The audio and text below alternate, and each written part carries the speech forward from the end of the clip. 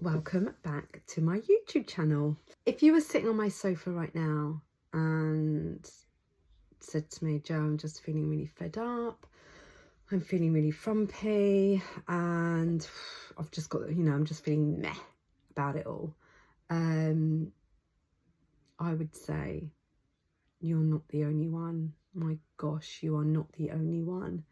And January has this unfortunate effect of really amplifying things, because there is this, I guess, this pressure that we put on ourselves, new year, new me, and all of that stuff, and it can amplify things.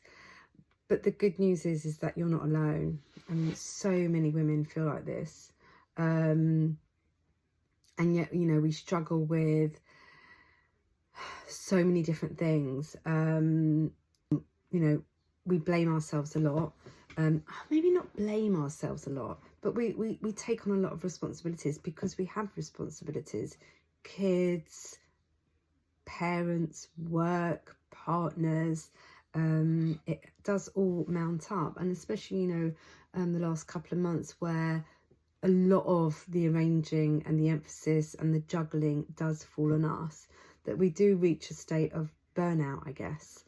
And it just feels hard to find that energy to do something about it. And it feels like, people might say, I haven't got the willpower. And it's not because we're lazy, it's because we're knackered.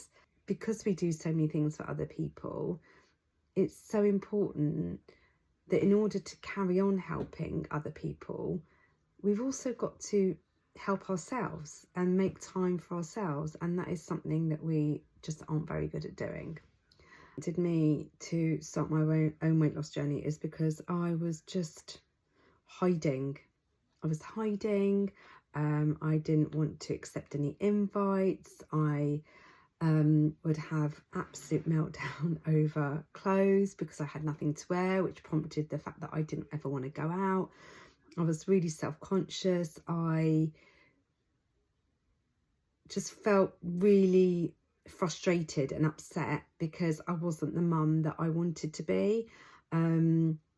I didn't want to take the boys swimming. I didn't want to take them bike riding. I was feeling really self-conscious when I would take them to soft play because I didn't want to be that mum. I felt like cumbersome. I just felt really big and heavy, and I felt like I was kind of like in the spotlight. And I know it was my own insecurities, and I know it's because I was so low in confidence, but these things do feed into you.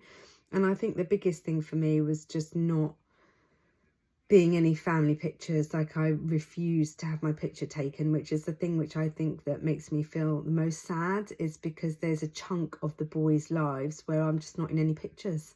Just didn't want to be in any pictures because I was embarrassed, ashamed, paranoid of how I looked. And I didn't want there to be a permanent reference of that. So I've just got very, very little pictures, very few pictures of me with the boys, and that makes me really sad.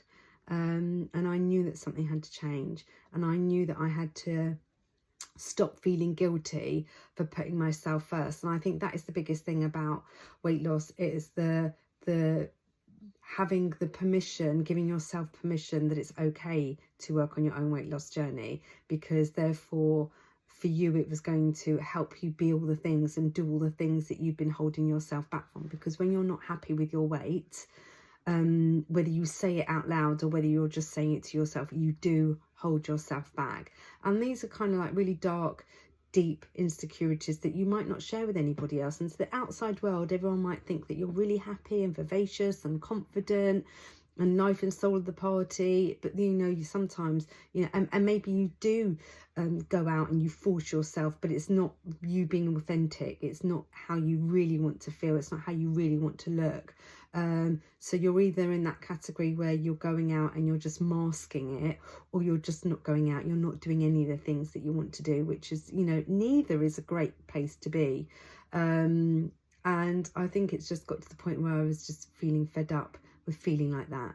And I knew that something was going to have to change, and it was up to me to do it. Out on life, I think that's essentially the essence of it, isn't it? It's just not missing out on life, not missing out on those moments where you can create these lovely memories, if you're in the good space and if you're in that good mindset and if you're in that good mental frame of mind. But when you're insecure and paranoid and not feeling great about your weight, it does have such a detrimental fact on how you live the rest of your life, which is kind of sad, you know, especially, you know, if you want to be an active mum or grandparent, or you want to look after your health, or, you know, you want to achieve goals that you've got.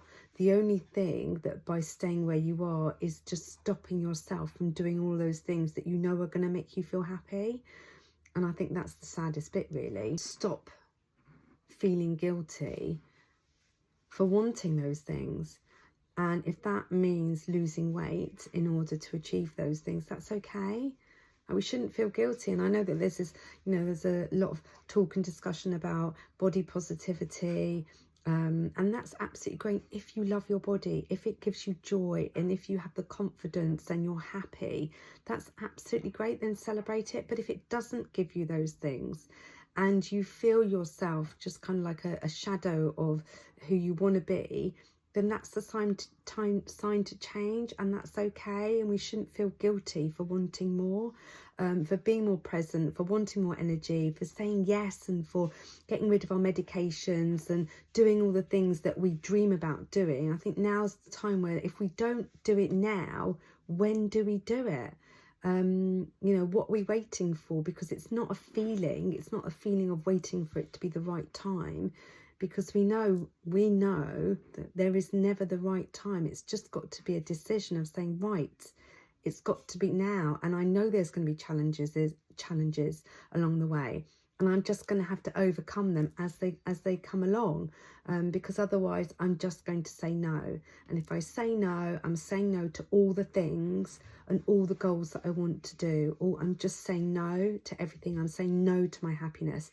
That's essentially what we're doing. If we're not choosing to start, then we're just saying no to our future happiness, and that's not what any of us want.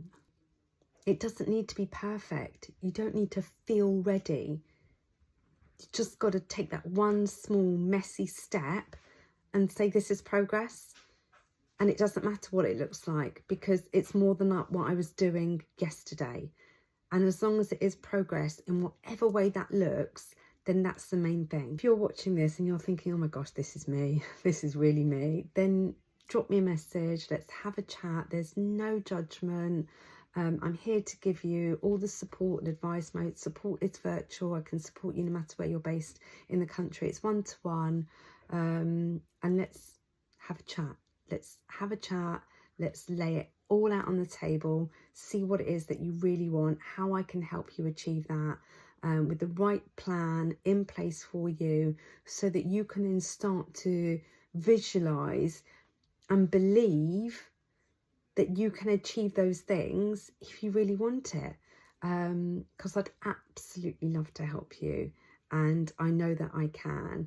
And you just need to start believing in yourself and decide that now is the time to do something about it.